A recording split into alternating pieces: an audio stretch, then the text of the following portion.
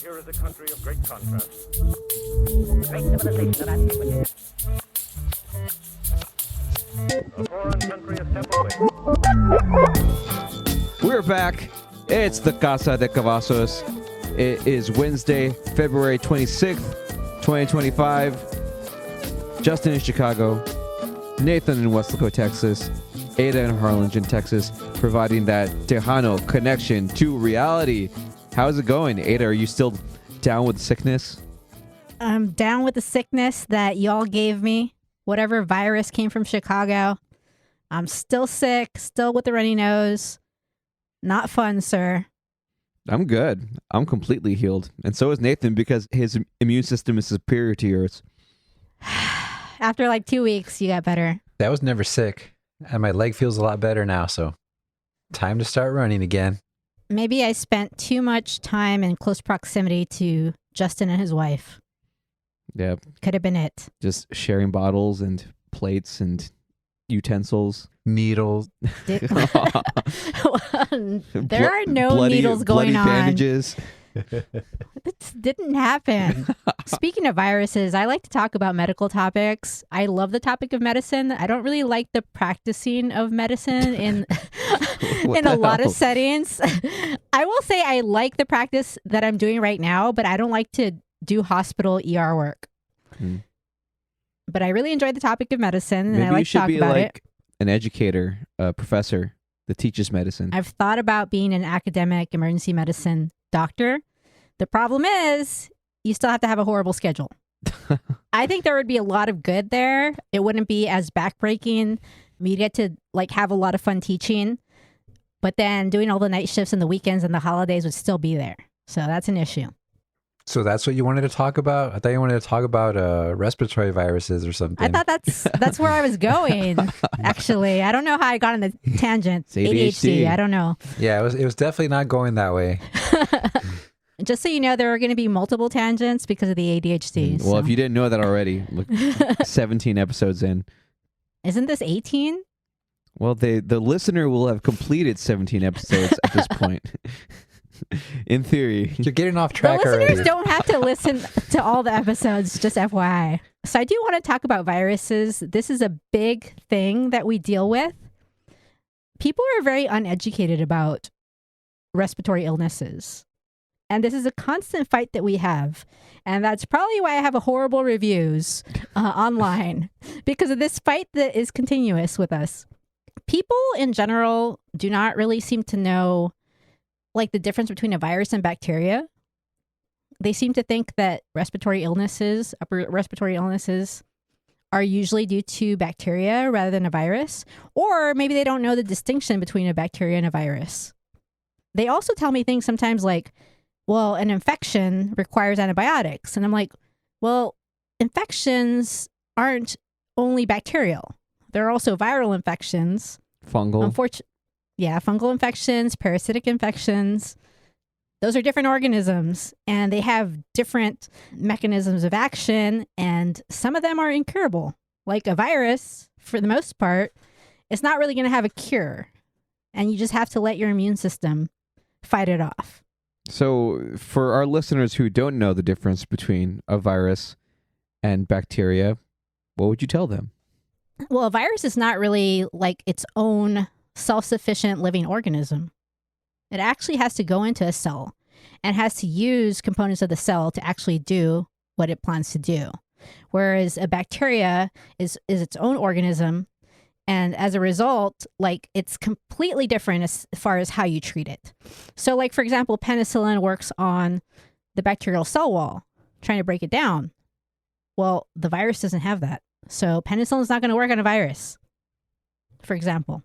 The other thing, though, is that it's not healthy to take so many antibiotics. There's some data that you may be damaging your microbiome. If you're a young kid that gets a lot of antibiotics, maybe later on you could develop asthma, allergies, obesity, autoimmune diseases because you took way too many antibiotics and disrupted your microbiome. I mean, that being said, like this is kind of like the mental health thing to some extent. Like I don't want to tell people never take antibiotics. Of course, you know, there are some scenarios where someone might need antibiotics, but I think that people should see their doctor if they're not sure, or take their kid to the doctor if they're not sure. And if your doctor says, I think this is viral and I don't think you need antibiotics, like maybe you should accept that opinion and listen to the recommendations. If something gets worse, you can be reevaluated. So do you think these people that take antibiotics every time they get sick are just having kind of like just because they're taking something in their mind, they're getting better? Yeah, so I think there is a placebo effect sometimes. And I also think sometimes it's just the natural course of the illness that it's already going to get better. And then you're just assuming that it's from the antibiotic that you got better.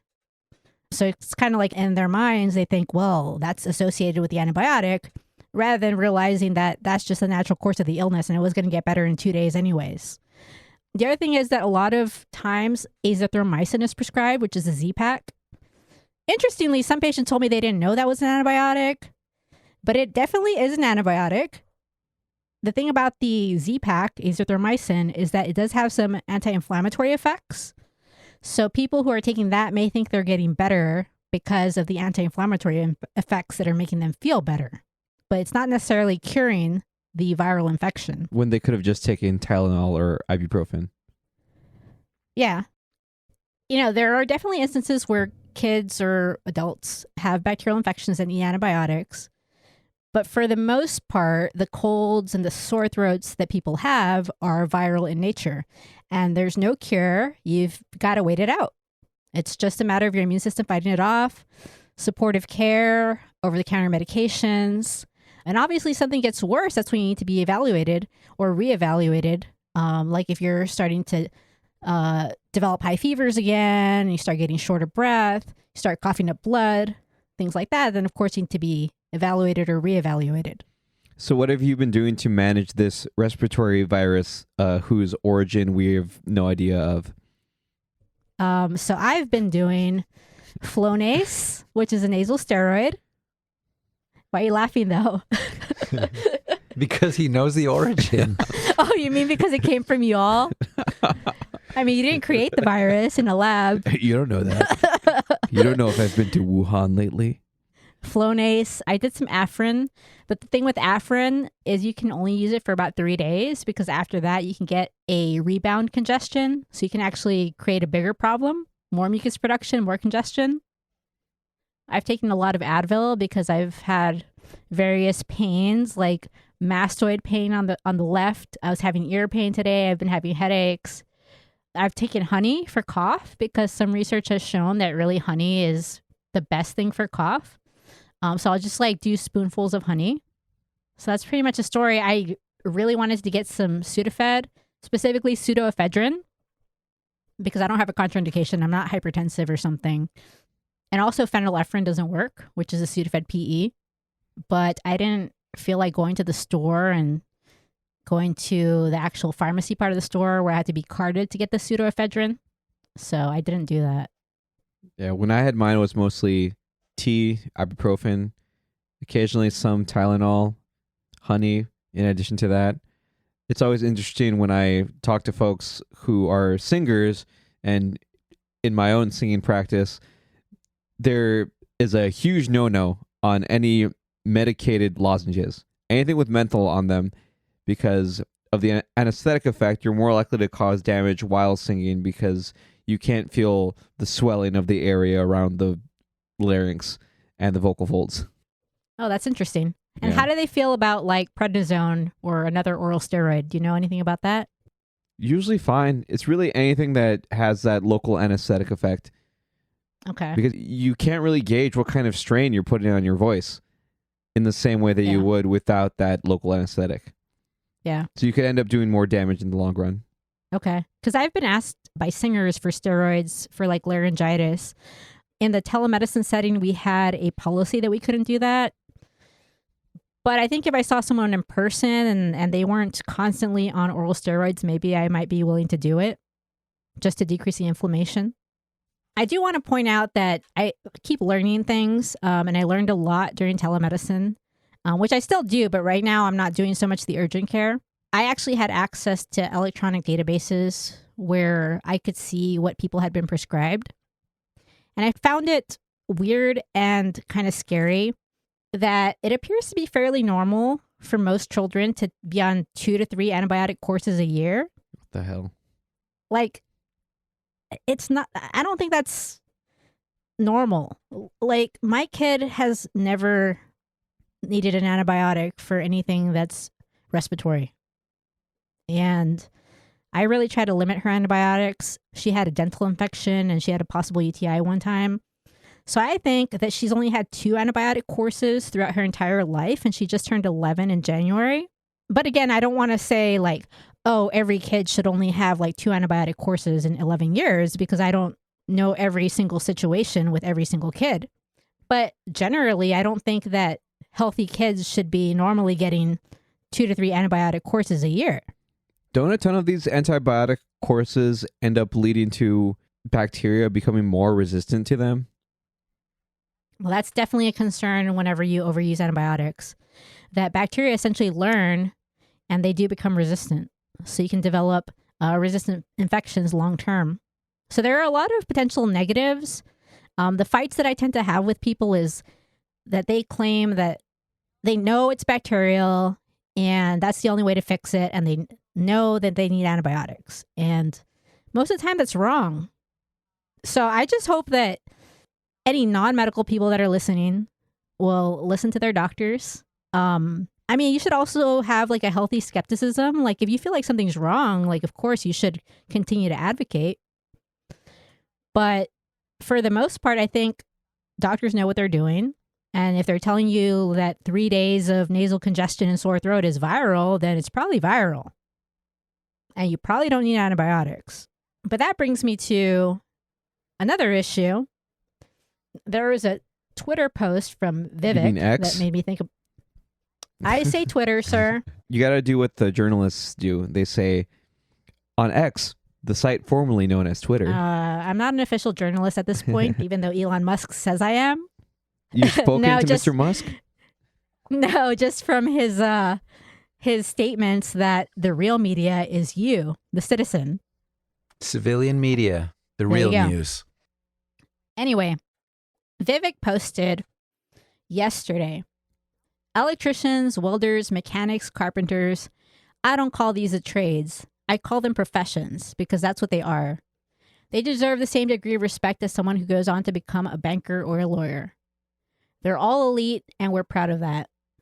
So I have no problem with the statement on its face.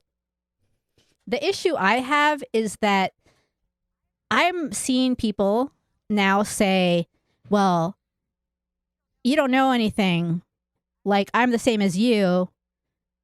And I'm like, well, but I'm a doctor, so I do know more about being a doctor than you.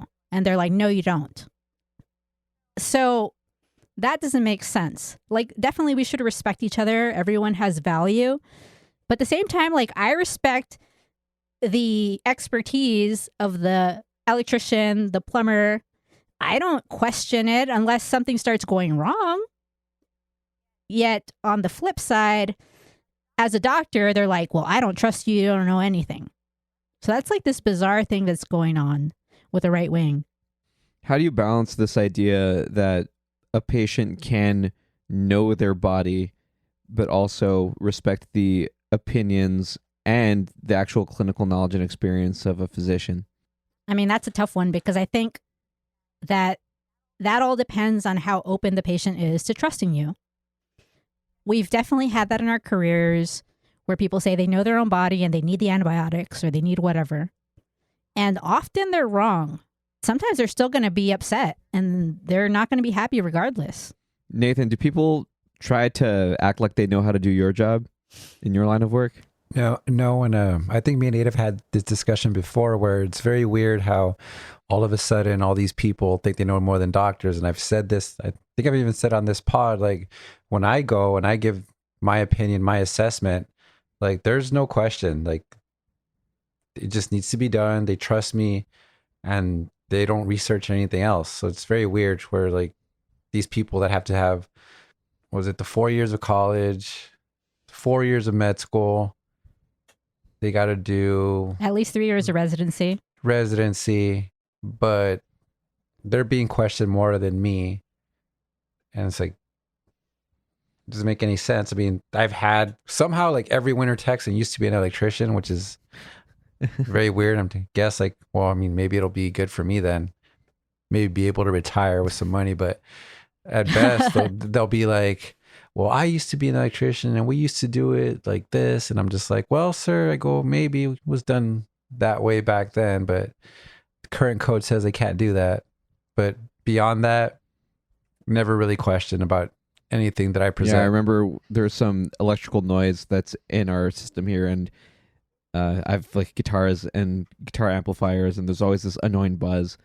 And I showed Nathan a picture of our breaker box and how some of the stuff was wired. And he was like, they don't really wire it like that anymore.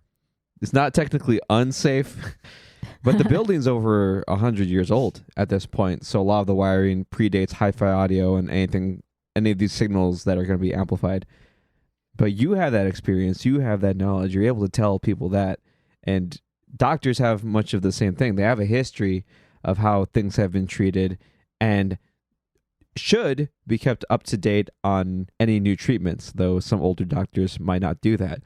But just the same thing with an electrician. You can look up their license info online. That's public information. You know their training level. You know if someone's a junior, an apprentice, a master electrician, or a journeyman.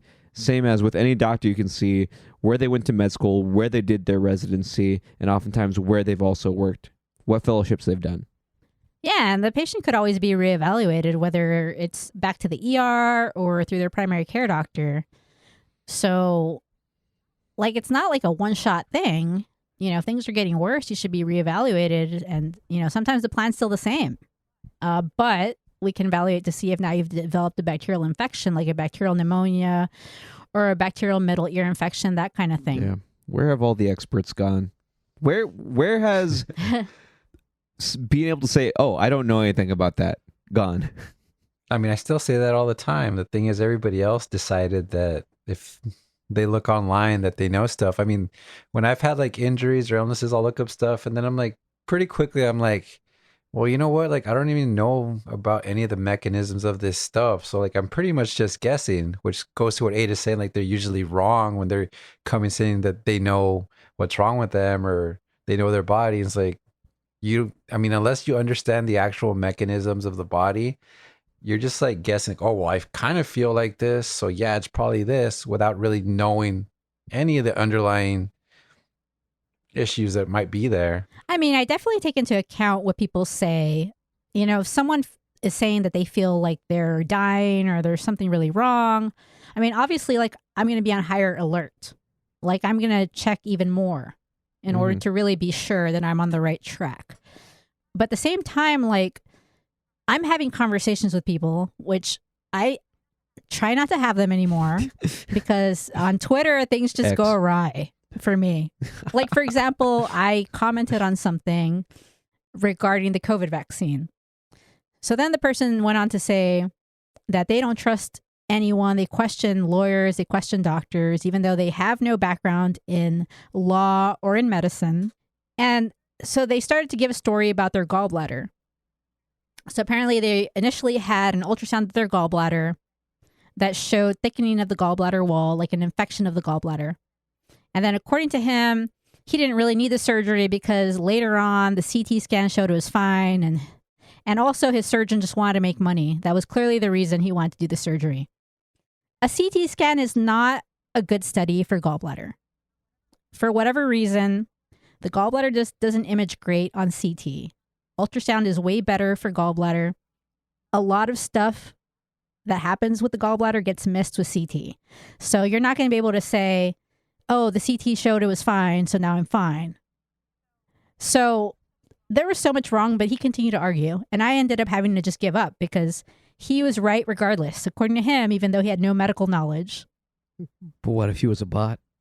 What if he was a Russian or Chinese information agent just trying to make you angry? But isn't that the real, like, ironic part of all of this? Like, it seems like the more education that's required for the field is the more they doubt you and the more they know more than you. It's like, how did it get like, oh, well, if you have a PhD, I know more than you.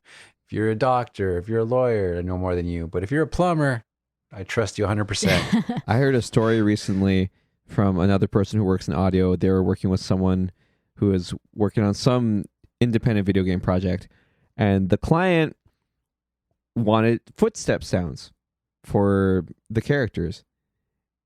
And the sound designer was like, well, all the different characters should have different footstep sounds. And even if it's just one character, you should have a couple of different sounds, because that's just how it sounds when we walk. It's not all the same sound all the time, right?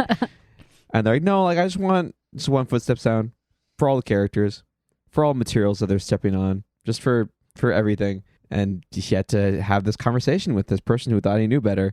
He starts putting in sounds in the game. The one sound in the game, he comes back to the sound designer and is like, yeah, you were right. We need all those footstep sounds. Just like I listen to the sound professionals who tell me to record in the closet, Yeah. I don't even question it. Yep. Put the windscreen on. Yeah, I don't even know. To me, honestly, when I listen to the recordings on my end, everything sounds the same, but I trust that you guys know what you're doing when you tell me to record in certain ways. Oh, you don't know. What if we're just trying to make money? I don't know how me being in the closet would help you make money, but okay. I think the last time that I complained about someone who was doing a trade was like something that was so bad. So I called a pool company because there was a leak, some of the piping around the pool, around the pool equipment. So later on I go check and I'm like, oh my God, it's like squirting water now. Like it's worse. And so somehow they had to just put the pipes together, but there was like no joint. I'm like, okay, that's wrong. And it's leaking way more, like it's literally squirting out now. Like, that's what it takes for me to complain. You need a gusher to complain. A squirter. I don't know what's going on Ada's just here. shaking her head incredulously. There's a lot of shaking. I mean, of course, people need to still have healthy skepticism. If you feel like something's really wrong, like you should maybe ask. You know, I've definitely heard of situations with my own family members that I'm like, yeah, that was really wrong. Like that was not a proper workup. But at least I know how to go about things. Like, okay, she needs to follow up. She needs to ask for other tests, that kind of thing. But, you know, obviously I have that medical knowledge that other people don't have. It sounds like a lot of this is a mystery. You are a What detective in some kind of way. You can only have so much information. It is very much like a detective. So you are Batman. Wait, what? Yeah. What'd you say? Batman. So she's Batman. Well, you sound like Batman with your respiratory illness. You gave me this illness. Now I've recorded like 3 pods like this. Sounds better now. I am Ada Koyat. I am a doctor. Everyone should listen to experts. I listen to... Oh my God, I listen to experts. I swear to God. Swear to me. I'm sorry that I obtained a virus from your wife that came from you. Allegedly. We're not here to litigate that. What is currently being litigated is the state of our favorite derriere-related football maneuver. Tush push. Yes, the tush push, also known in Philly as the brotherly shove, but we've established that you like the phrase tush push. Yes, I do. So what's currently going on right now is the Green Bay Packers have made an official complaint to the NFL and would like this maneuver to be banned because they've been tush pushed into oblivion before by the Eagles. And God damn it, they don't want it to happen again. Bring it on, sir. When did they release this? They said it was an anonymous team initially. I'm not sure. I'm hearing everywhere that it's the Packers. Yeah, I've heard it too. I say bring it on. Hey, we're still Super Bowl champions and a great team, and we will still score on you, and we will still convert the 4th downs. Well, Bring it on. If you're sticking to the NFL, did you see that one of the changes is they're going to do a virtual measuring system now? Josh Allen will be Yes, vindicated. I saw that. They'll never happen again. He probably but was vindicated already. But they said that they were already kind of doing this in the background. So I was kind of wondering, do you think they know if that was a first down? Do you think they were testing it out in I that bet game? they do. It was a first down. So you think the NFL knows it was a first down, but since they weren't using it, they couldn't do anything. I mean, have you seen all of the crazy tech behind all of the sports tracking? In order to get all of that information, they have to have enough data to know that already. Well, like you said, they're saying they were already doing it in the background this year. So I was just wondering, like, if they were actually using it during that game, and if so, Can anybody leak the result? Anyone out there? I think we Russia? should ask Elon Musk to leak the result. Or maybe our one Russian listener can get that result, leak There it might maybe. be 2 Russian listeners, honestly. Okay, well, Vladimir's one, so hopefully he can get it done. I'm getting sicker throughout the pod. Sick of our BS. Yeah, you gotta contact the CDC. That's the acronym for our podcast. That is true. That is true. Better be careful, though, because we might get deleted by Doge because he might not understand that this CDC is not the Center for Disease Control. I mean, maybe that'd be good search engine optimization for us. Like if we could do like a cdc.com or something, and people like just type in cdc.com and it comes to our podcast. They're like, wait a minute, I thought I was going to the Centers for Disease Control. I mean, technically, this pod does include some infectious information, viral respiratory infections. I don't know. It's kind of like when the Cowboys lost I think they lost one of their domains and ended up going to like a gay website instead, the cowboys.com. Oh, well, that makes sense. Yeah, but that's like a shrewd business maneuver because then the organization has to pay you if they want that domain back. I don't know how long they stuck with it. Maybe they Ooh, it's didn't. available for sale. How much does it cost? I don't know. It says contact for details. Speaking of infections, I forgot about the measles outbreak. It's all over the news. Well, I forgot during this pod. Yeah, how could you forget? You're basically RFK with your cold voice. I do not have this spasmodic dysphonia that he has. I have just a cold that, again, was given to me by you and Allegedly. your wife. So apparently there's been 1 death from the measles outbreak, although RFK said there were 2 deaths when he was interviewed, so I'm not really sure. Why is there a measles outbreak anyway? Well, apparently, according to RFK, and it is corroborated, we have had multiple measles outbreaks. This is not like a new thing, but this is the first death we've had in like 10 years. Isn't this something that people are vaccinated for now? We are declining in our vaccination rates because ever since COVID, people have become anti-vax, particularly on the right. And so I foresee that we're going to continue to have issues because of the lower vaccination rates. Do you think it's related to that then? It's hard to know because I think this originated with a religious group. I think it was Mennonites. So I'm not sure. But I think long term, if this continues, it will be related to that. Unfortunately, people will die. I'm kind of more worried about bigger things like people dying from tetanus. That will be a lot worse. The measles vaccine is already part of the course already, right? For going to school. Yes. And so is Tdap, which includes tetanus and diphtheria and pertussis. Man, people really do want to go back to the 1800s, huh? I mean, the problem is that this right-wing media has created so much damage and they continue to do it. You started with this COVID. You started with like being anti-COVID vaccine, anti-trusting doctors, anti-trusting the CDC. And now it's having further effects as far as people not wanting to take any vaccines or get any vaccines. Speaking of RFK, have you finished reading the real Anthony Fauci? Have you? I kind of stopped, but I need to get back into it. I need to find my Kindle. So once I can get caught up with my schoolwork, finish out my work week, hopefully I can get back to reading it because it's really important that we read that book and debunk it, especially now that Rogan came out with another episode talking about Fauci, talking about HIV treatment that seemed really wrong. So we need to delve into that and talk about that. Yeah, I saw that. What do you think about him saying that it must be true because otherwise he would have sued? I actually used that argument myself recently. I was talking about the Atlantic article in which they claimed that Trump had called, I don't remember what her name was, but this army soldier who was killed called her like a effing Mexican. Like he wasn't going to pay for an effing Mexican's funeral or something. Yeah, I remember that.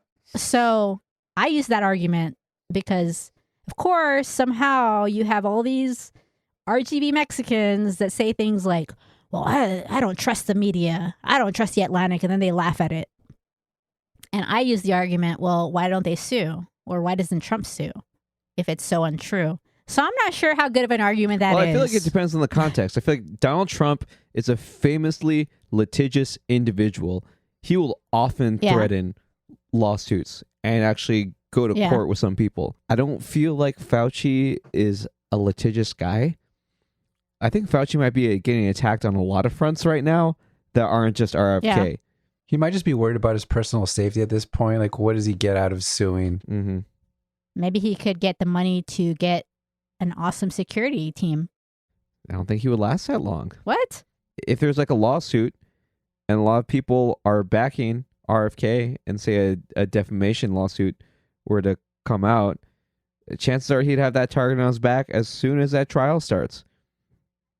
I just want to provide some context about Fauci. I'm not sure if I've said this on the pod before, but Fauci is kind of a god of medicine. What? Like he is one of the major editors of Harrison's Internal Medicine, which is the book of medicine that we all study. So I would find it hard to believe that this person who is at the top of the field is like this hardcore criminal who's trying to kill people. So obviously we're going to go a little bit deeper into this in another pod. Right. But I mean, the way he makes it seem in the book is like Fauci is just like this horrible person that is like literally skewing results to get things pushed through just so he can make a fortune. Yeah. And also like killing people, right? Yeah, like just like you said, because the results, like it didn't matter what the results were. Like if there was like one little positive thing, they'd show it in a certain light, according to RFK, when in reality, it was like really killing a lot of people. Yeah. I mean, I would feel like a normal person would think that Fauci, major editor of Harrison's Internal Medicine, is a more reliable and credible person than Joe Rogan and Woody Harrelson. I mean, I would think that'd make you research, but I guess they don't. Well, the problem is, though, if you read that book, if you just take everything at face value, like you said, Fauci's like one of the most evil people that ever lived. If you take the book at face value. So he's satanic. He is demonic, satanic, whatever you want to call it. Yeah, he'll just kill everybody just to get more money, to get Big Pharma to keep Big Pharma rolling. That's all he's trying to do, apparently. Well, that's the entire problem with how things are going right now. If you knew medicine, you would read this book, and I've already read some of it, and right away I'm wanting to fact check so many things because they sound unreal. Yeah, I feel like there's part of the democratization of media that is a whole part of this.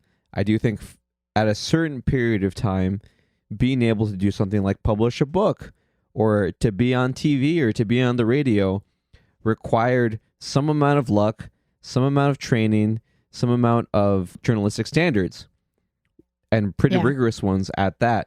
But because everyone's got a camera, everyone's got microphones, we're just a bunch of fools in our own closets and bedrooms and offices, just talking about whatever. We have knowledge in some fields, but we're not necessarily the experts in all of these topics. Yeah. But there's a certain trustworthiness that starts to get built in to hearing these people. I don't know if it's this bias that we have, like, oh, you're on a published platform, therefore you must be trustworthy. You must know something that I don't. Same thing with any joker who can go ahead and publish their book on Amazon Books. They can write a couple 100 pages of garbage and they're a published author. They did it. Yay.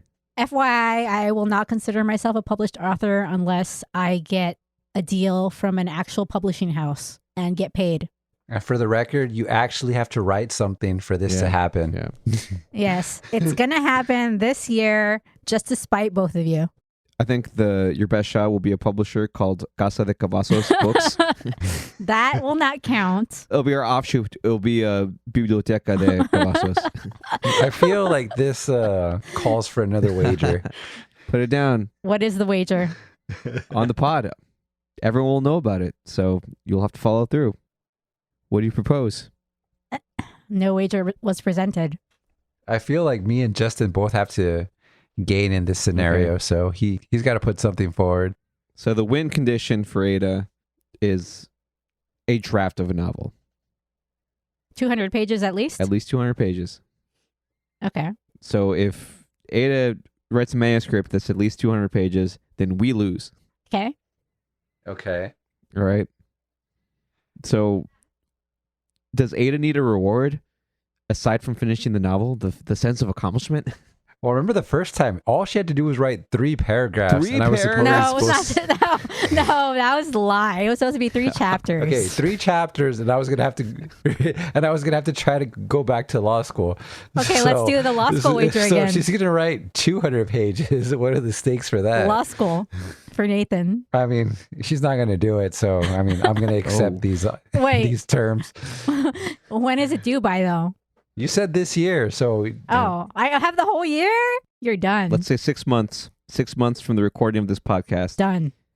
So that would be August 26th. Consider it done. 200 pages. okay. But if you lose, you got to take all of us to Hawaii on your dime. Yep. What the hell? Spouses and children included. Children Yeah, I'm and, gonna. and pets. And no, pets are not Pets will included. probably die. No, they won't. If it's going to be a Hawaii trip that I have to give, then there's definitely going to be a manuscript. Yeah, but when you make the manuscript, you can celebrate completing it by going to Hawaii with everyone. Yeah. No, I'm going to go by myself. Well, with my child. She's like, I'm not paying for anybody. Wait, so what do I have to do if... No, we don't have to. We don't have to do. Wait, anything. don't you have to go to law school? You have to apply to law school. I have to apply to law school? No, just Nathan. I don't know what you want to without apply taking to. the LSAT, just be like, oh, well, let's just try it out. No, he has to take the LSAT. Well, you got to do something else. I don't know if there are any stakes that are that high for me. Because I feel like the stakes have to be some kind of self-improvement. I feel like that's the theme of all of this. How could I be improved if I'm so awesome already? You can have that leg surgery, What leg surgery? like Gattaca style. To get taller. Like the bones breaking to become taller? Yes. There have been multiple articles recently about people doing it. That sounds horrible. Isn't it only for like an inch or something? I'm not sure, honestly, but there have been multiple articles you can look up. I actually watched it recently, and he was like really adamant. He's like, I will not do that. And he's like, I thought you were serious. And he's like, oh, he's just In there on the Gattaca? floor. Yeah, like he was like, I'm not gonna do that. Gattaca is one of my all-time favorite movies. I watched it in 9th grade during class, and I have watched it many times since then. Who's your favorite character? Is it Ethan Hawke? I think I like Ethan Hawke and Jude Law both. Uma I Thurman? don't know. Tony She's fine. Shalhoub? Monk? Who? Oh, Nah, I think it's Jude Law for me. It was so tragic. Like he had everything, and he still felt like he was a loser. He was genetically engineered to be like the perfect child, and he's like, and I was still second place. good thing it was a fake story. Is that what you tell yourself when a movie makes you sad? Yes, exactly. Oh, it's good that they didn't actually die. I never feel that. I'm watching the movie like, damn, that sucks. Yes, during, but later I'm like, oh, well, Or like it's Glenn in fake. The Walking Dead. You're like, oh, damn it. That was, man, that was That's gruesome. horrible. Iron Man didn't really die. You didn't cry a little bit? Do you cry at movies? Yes, I cry a lot during movies and shows. What was the last movie you cried at? Probably Bridesmaids. What? From sadness? Just everything. Crying with laughter. I like never cry, but like I was actually watching Dave, and like when he realized that he messed up with his ex, and he wrote a song for her and everything, and like she was like, nope, can't get back with you. Like I don't know, like it just that hurt me. Almost every episode of This Is Us, I cried. When I watched Coco for the first time, and he's like singing the song to his grandma from beyond the grave, I was like, fuck.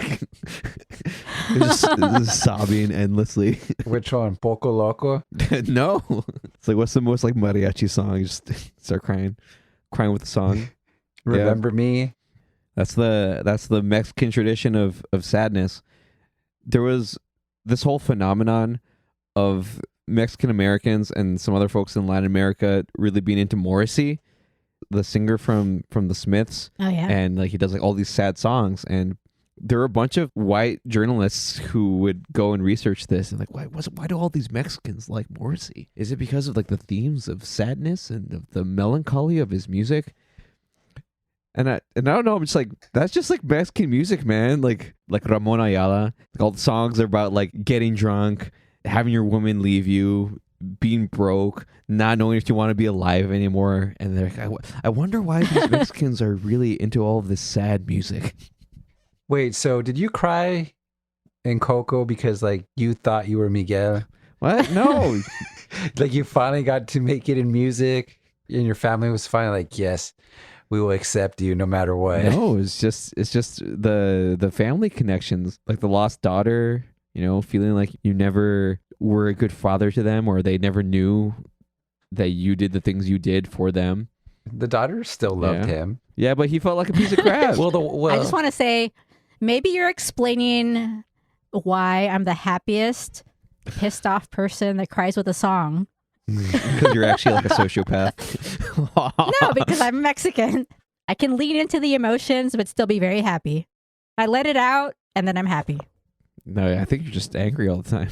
I'm happy like all the time. I'm only angry during moments where people piss me off. You sound angry right now because we're pissing you off. And I'm be happy right now. Starting now. Yes. I press the button and then I'm happy. I think it sounds very correct. But Are you guys being gross? that's good as a note as any to end the pod on. I was not implying anything bad. CasaDeCalososPod@gmail.com. If you have any questions, comments, or I guess concerns or complaints now, feel free to reach out. We may or may not address them. Don't press that button too many times. It's like a mental button. What the heck? It's an internet button. Like, subscribe. Click the subscribe button on all your platforms. Apple, Amazon, iHeart, Spotify, wherever you get your podcasts. Rate it 5 stars. Tell your friends. And don't forget who sent you. What? All right, until next time. See you later. Bye.